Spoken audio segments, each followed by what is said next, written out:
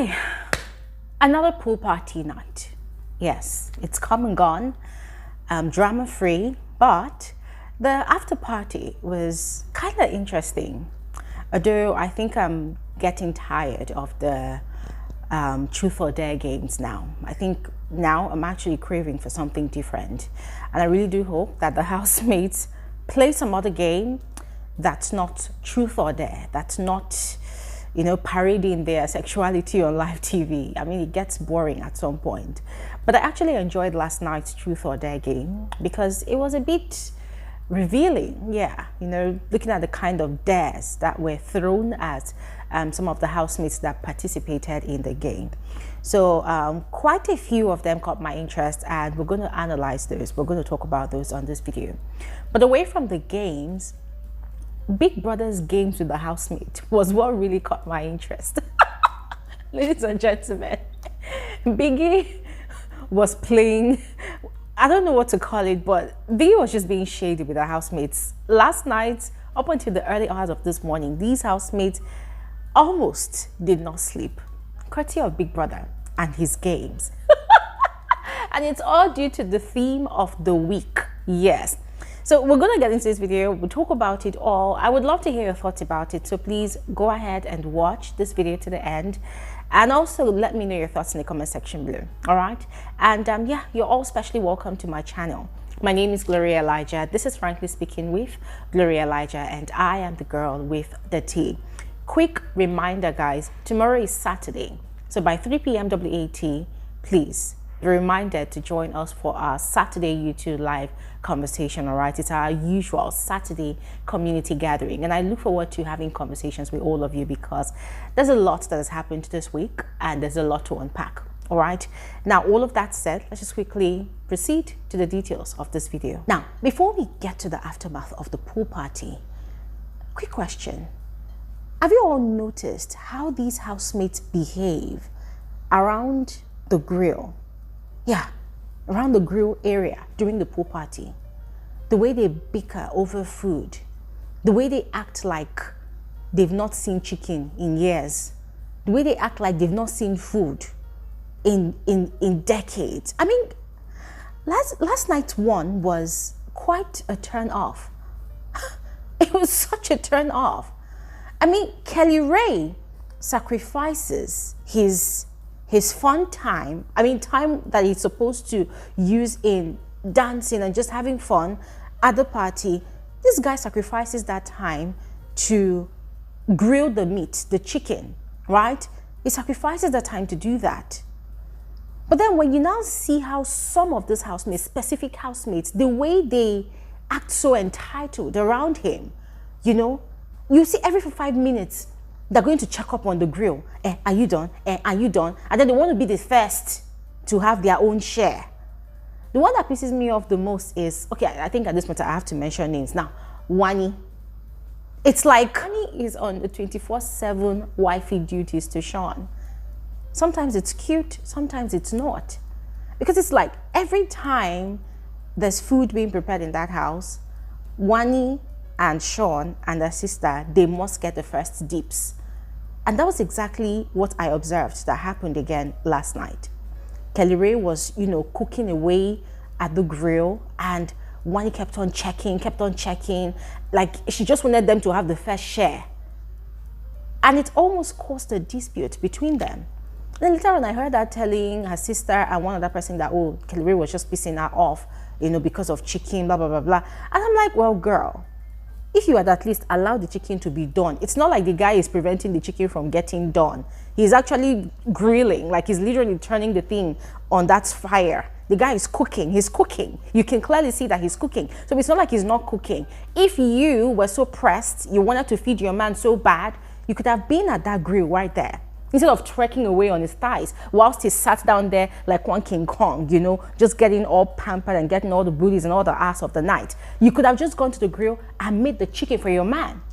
Why are you acting like you planted Kelly Ray right there as your kitchen slave? So you should make it fast, make it quick. My man is hungry. Like, guys, it was such a turn off. Yes. And as much as the pool party was vibing, you know, housemates were having fun, dancing. You see that grilling area? that grilling area was so annoying. I felt like carrying my slippers to go and chase out all those housemates because they were just hanging around there like flies. I was thinking, come, people should go and have fun. Get away from that place. Shush, shush, shush, shush, shush. I felt like just shushing them away. It was so annoying. So guys, I don't know if I was the only one that was seeing those things that was happening, but let me know in the comment section below your thoughts. Now, onto the aftermath of the pool party. As I mentioned before, the typical truth or dare game, yes. Although they would start with yellow lemons or lemon, whatever, it will still end up being a truth or dare game, yes. And that was exactly what they did last night, yes. Now, it was the same old type of thing. Oh, I dare you to kiss this one like your life depends on it. Oh, I dare you to grind on this one. Oh, I dare you to do that. I mean, the first time it happened, it was a novelty. The second time it happened, fun. Now, it happened the third time, and it's getting boring. But it was just a few of the truths and the dares that really caught my attention. And one of such was the truth question that Fairme David had thrown at Nelly. Very, very vital question. And I give him kudos for that, because that is like an out-of-the-box type of question. You know, usually people will say, oh, will you kiss this person? Who are you going to shag after the house? Blah, blah, blah. But that was a very, very legit question. And I bless that guy for asking that question. So he had asked Nelly if she was going to keep the same energy of what she's currently, you know, displaying with Suge in the house. You know, if she's going to keep the same energy outside after the show. Ladies and gentlemen, see, I was so excited that Fairme asked that question. And Nelly obviously looked taken aback. She looked like that question took her off guard. Yes, she wasn't prepared for that type of question. She was probably expecting, you know, the typical, oh, pick up somebody and kiss the person. Oh, will you kiss this person? Do you like this person or whatnot? But that question completely threw her off balance. Yes. And, you know, she was using laughter to cover it all, blah, blah, blah, blah. And then later on, she now said, by God's grace. Hey! See ya. I was glad that Suge was not on seat at that point in time. He had been there all along, but he wasn't there at that point in time. I don't know if he actually heard, but guys, I said, nah, this one is giving immediate breakup after the show. But who knows? Things just might be different here. But it was kind of fishy, you know, the fact that her first reply to that question was, by God's grace. There's no surety or assurance in that response. And of course, trust the housemates now. They were entering her. Fairme David especially was so persistent. The dude was not having it for an answer. For him, you need to give us a yes or a no response. And Nelly was trying to give a politically correct and Fairme was not allowing her breathe. The guy was so persistent. He was insistent that she must give a yes or no answer to that question. And Nelly was trying to be politically correct. She was trying to give a politically correct answer. She was like, is it not by the grace of God that we wake up in the morning? Is it not by the grace of God that we are alive? They say, we know. Just give us a yes or no answer. And then she now finally said, yes. Yes. They say yes to what? She said, yes. We will be like this when we are outside. I say, Guys, listen, I was really cracking up because there was a conversation that Ben had with another housemate, I think some days ago. And you know, Ben talks a lot. This guy talks a lot. And somehow I'm scared for him because the way he talks, he literally casts his friends and people in his life, you know, exposing some of their secrets and some of the things that they do on the outside. The guy's mouth, like he has an unbridled tongue, yes. But anyways, in that conversation, I remember Ben telling that person he was conversing with that he does not see any potential, you know, between Suge and Nelly after the show. That Nelly outrightly told him that the least amount of money she will receive from any man as monthly upkeep to be his girlfriend is 5 million naira per month. Yeah, 5 million naira per month. That's a lot of money, but for some people, it's not a lot of money. Yes, for some people, they're used to the, you know, upgraded lifestyle, and it seems as though that is Nelly for you. You know, every woman has got a standard. For them, if they're going to be in a relationship with a man, there is no room for managing. There's no room for suffering. There's no room for not even having an upkeep, like a monthly allowance. Yes. So Bernard had that conversation with someone, and in a way, I kind of did not really like it, because it kind of insinuated that Suge is not wealthy enough to keep up with Nelly's sort of lifestyle. When Nelly gave that hesitant reply to Fairme's question, it brought back that conversation to mind, and it made me wonder if what's his name now, if Ben was actually right or wrong. So ladies and gentlemen, I leave that to you. I would love to hear your own thoughts about it in the comment section below. Now, Sean was asked a truth about which 3 female housemates he would gladly smash outside the house if he wasn't smashing Wani. And personally, I felt like Sean was really smart about his answer, because he took his time looking around, and then first he had mentioned DJ Flo, which was quite sketchy. Because ladies and gentlemen, in that house, even on the outside, I'm not really sure, just speaking from my observation, people are not really sure about the, what's her name now, DJ Flo's sexual preference. Yes. People are not really sure if she's straight or bi or lesbian. Yes.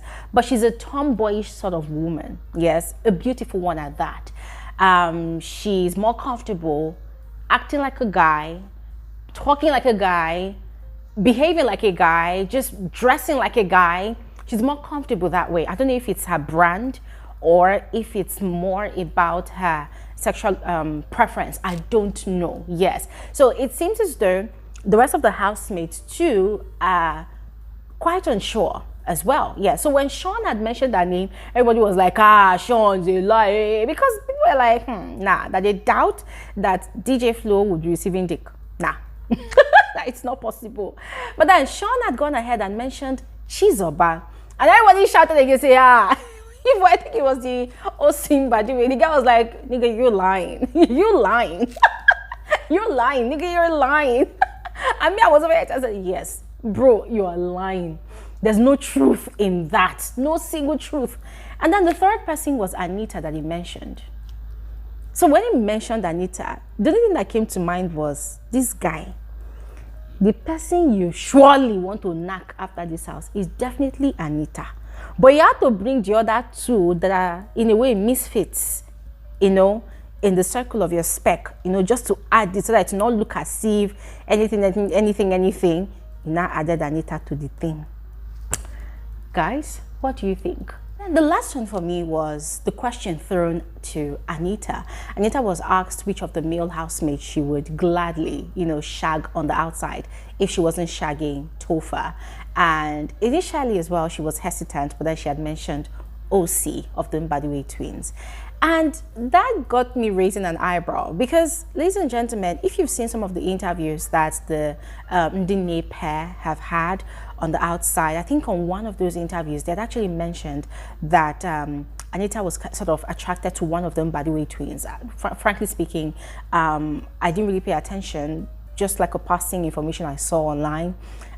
So I didn't really know which particular one they were referring to, you know.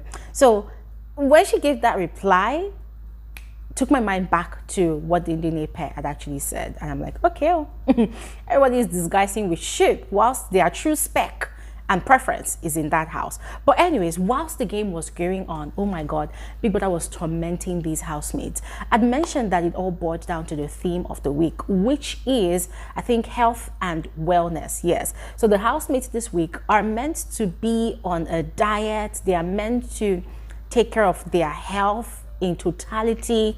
They are meant to prepare a presentation for their wager task, which is set to happen this evening, you know, educating everyone about the importance of health and wellness. You know, it's a lot, yes, and it's not just in their presentation but also in practice, you know, in their day-to-day living in Big Brother's house. So they were giving a wristwatch, you know, to count their steps in the house, and the goal is for each of the pairs to reach up to at least 100,000 steps per day for 2 days, you know. So in order to aid them in achieving that, from time to time Big Brother plays music in the house, and all the housemates are meant to be in the lounge to dance and jump and just do whatever, but just be active, you know, whilst the song is playing.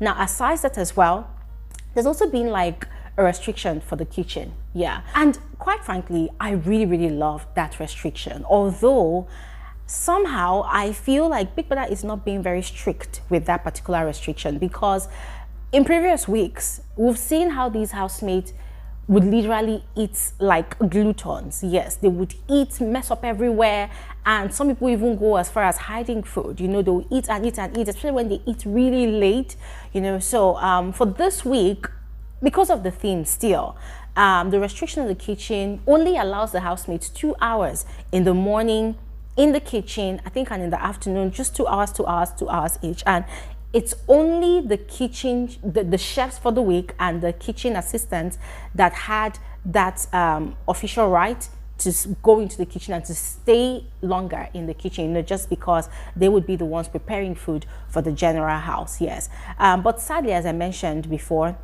Big Brother is not really sticking to that rule. I feel like it's actually giving them leeway to have access to the kitchen and do whatever. So for that one is not really effective in my personal opinion. But for the other ones, oh my God, last night up until the early hours of this morning, Big Brother really tortured these housemates.